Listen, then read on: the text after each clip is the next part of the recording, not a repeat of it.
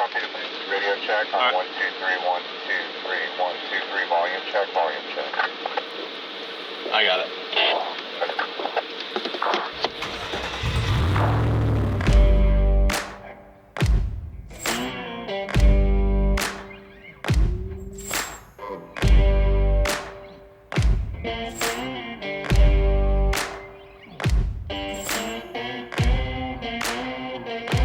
I mean, the objective today is to go get the freaking Jeep sturdy, for one. We'll talk a little bit about why we're doing what we're doing, who we are, and why we care, and fire up the fire, and have some good conversation around the fire.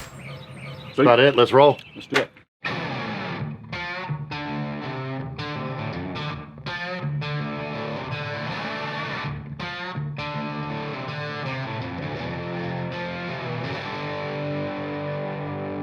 So welcome to episode 1 of the Quit Jerkin' Off Initiative. My name is Aaron Chapman. I've been working on this initiative in kind of a roundabout way. It's all happened from different things that brought it about. And it all started off with sitting down and hammering out on a tablet a book that was going to give my kids the things that I've learned through life. And then I've had the opportunity to be on a bunch of podcasts, and I've had individuals ask me when my podcast was going to get released. And I decided not to do a podcast. I thought, what can we do? So I thought, why not do what I enjoy doing? Get outdoors and spend the time there, and then bring the people who have not experienced it out to experience that and share their story. To begin with, it'd be some of my closest friends. Joel Moyes. Joel and I met in interesting circumstances. Somehow was able to reconnect a second time, which is really weird. That first time, to me, didn't mean that there would ever be a second time. Didn't go well. Not at all. But then it evolved to a really, really, really good friendship, and wanted to get him involved in this because my original intention was to bring people out and to introduce them to the Arizona environment, four-wheeling, fishing, shooting, all these cool things, but I can't do it alone.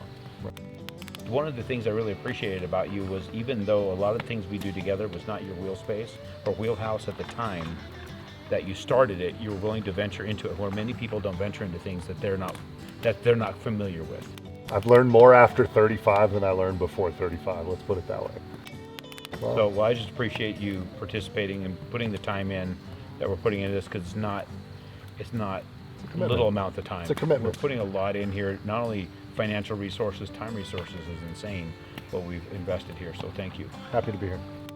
And then my buddy Floyd Carns. How we met, we were rappelling one night, and Floyd shows up, and his, at the time, girlfriend Amanda, and that's where our introduction had come, and it kind of evolved from there. Just continued to keep popping up on the radar. Next thing you know, we're going four-wheeling together up north, spending more time hanging out, working on our Jeeps, and it's evolved to a friendship where I can trust the man, well, just as much as Joel with anything, and I make a phone call, bam, he's there. Tell us a little about what popped in your mind when I decided to reach out to you and say, hey, let's go do this.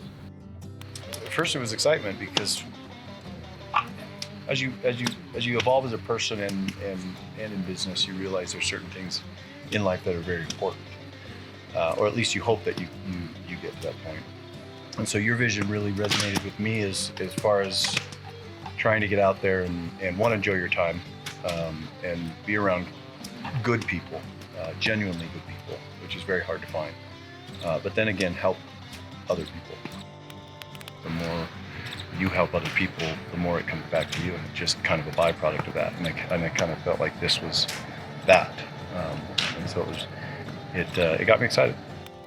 And then Clint Compton. Now, this guy, I put my life in the hands of these guys, but I literally put my life in the hands of this guy probably 4 or 5 times. We worked together on the Sheriff's Department's rescue unit, probably 8 years together.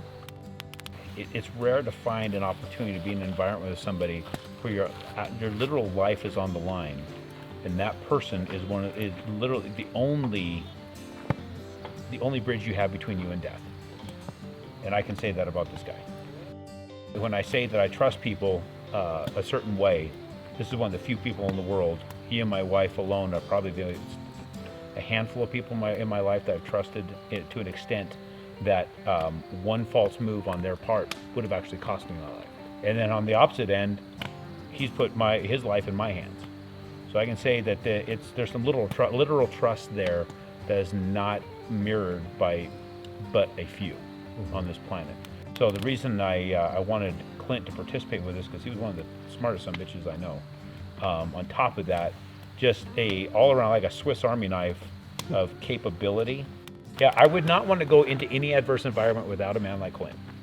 And so when you find a person like that, you keep them close. And that's why Clint's part of this.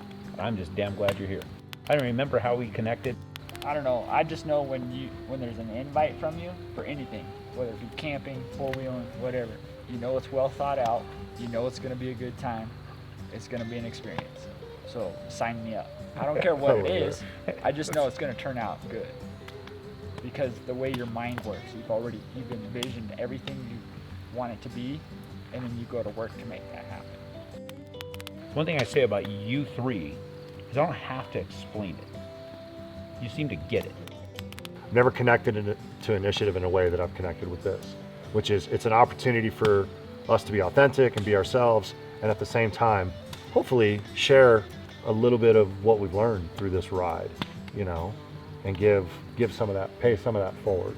That's what I'm interested in this, is authenticity. I want people to drop the shit at the door, come here, peel back the onion, tell me really what happened when you built your business. Because I'm about to tell you what happened in mine. And it ain't pretty, and it's gonna be I want it to be raw, and I want it to be real, and I want at the end of the day, I want that person to be like, dude, we had a lot of the same experiences, and I think that's the commonality between the human condition is what we're after. And we're gonna figure out the difference between people who make it and don't. The distinction is those that are willing to work very, very hard. And everybody here works their ass off. There's this old saying that I say a lot. Good judgment comes from experience. Experience comes from bad judgment. I do thousands of deals with people. Let me give you where I've seen people do things right, do them wrong. You decide for yourself with practical data.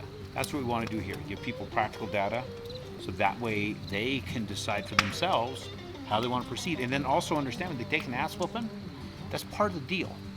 Take the beating, be a man, and give some back. That's really what it's about. When you bring it all full circle, that's the point for why we sit here. Yeah. That's the point why we're bringing people out here. That's really the point behind, was it the recreation with intention? With intention, basically. Yeah. Correct. We're going at this. We have intention behind it to recreate with other people that are like-minded, to spend some time in an environment that breaks down all the barriers of ego. And let's go out into a place where we enjoy being, sharing that environment with other people. Help them get uncomfortable with their environment. Remember what it's like to be uncomfortable, but have a successful end to your day.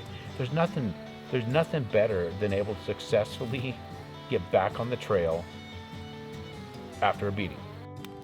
When you think about when you become successful, if you really tally up everything you lost in the process of success, you have lost way more than you gained. Yeah. In the monetary sense of the word. Yeah. There was millions upon millions of dollars gone in my world that have been taken. Yeah. But that take has taught me more than any of that money could have ever brought me. I say to a lot of people every time I pick up the phone, when they say, hey, how's it going? I say, I'm trying to outrun that big foot that's trying to kick my ass today. That's every damn day. There's this big mystical foot that's trying to kick your ass. And what's interesting about it is now and then you get kicked, and it propels you forward if you're willing to get right back up and move. One of the reasons why this initiative speaks to me is because I want to pass it along. You've never seen a U-Haul attached to a hearse, right? You can't take it with you. That's the end of this friggin' episode. You got to quit jerking off and get up before the foot does and start moving your ass. There we go. Because if you don't start shaking your ass like you're late on rent, rent's going to come due. Thank you, Aaron. I can't thank you enough, and Floyd and Clint both. You guys are you're just important people in my life. You're great to be around. You motivate me. You inspire me, and I'm thrilled to get this thing started. All right, guys, let's go. Yeah. Later, boys. That's a wrap.